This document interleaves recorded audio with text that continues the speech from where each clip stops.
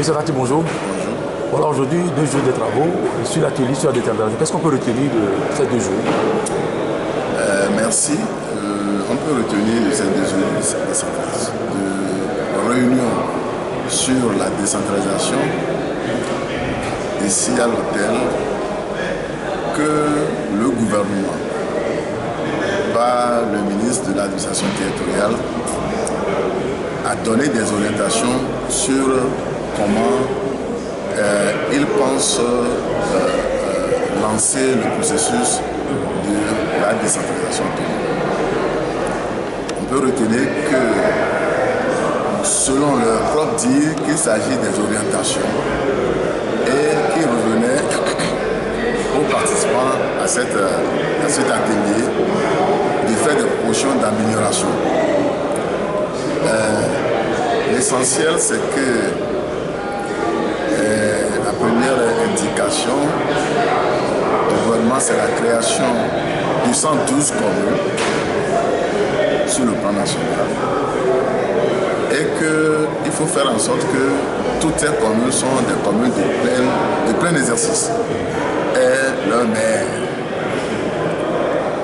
Et ensuite, nous avons discuté aussi sur les questions de financement de ces communes. Le gouvernement a plus insisté sur un des moyens qu'on appelle l'intercommunalité. Et nous avons discuté également sur la question de la création des communes dans la ville de Lomé. Pour le gouvernement, il faut pour le Grand Lomé, on y revient encore,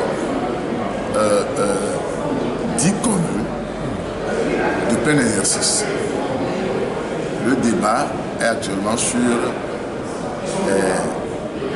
en dehors de ces 10 communes-là, c'est-à-dire de ces 10 maires, dont la plupart des communes seront basées sur les cantons qui existent, la question se pose sur,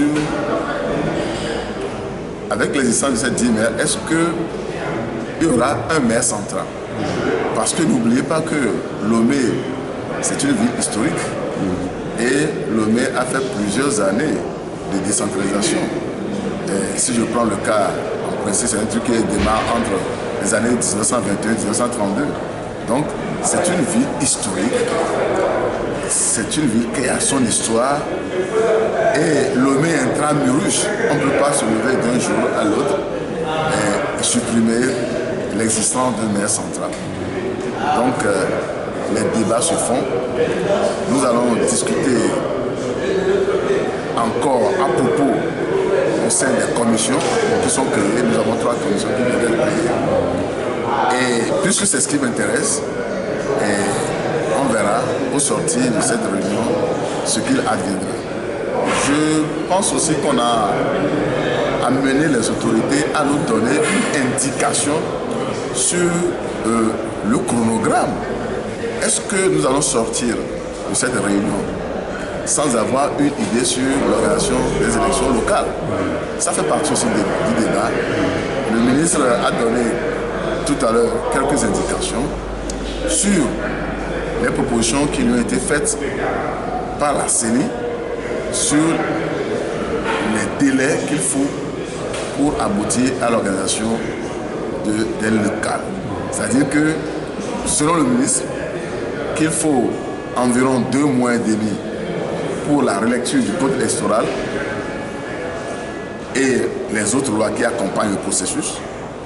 Il faut environ 2 mois et demi encore pour installer la CENI, c'est-à-dire le renouvellement de la CENI, et le mettre au travail, mettre la CENI au travail. Donc ça fait déjà 5 mois. Et il faut environ 5 mois pour le recensement électoral. Vous voyez, ça fait déjà 10 mois. Et s'il faut ajouter encore les autres activités, donc on est au-delà de la fin de l'année 2017. Bon, rien n'est encore conclu, rien n'est encore adopté. Donc nous allons faire le travail en commission et revenir encore en plénière demain. Je crois que demain, autour de 13h, 14h, on pourra clôturer et nous vous donnerons certainement les précisions sur les recommandations qui seront faites à l'endroit du gouvernement.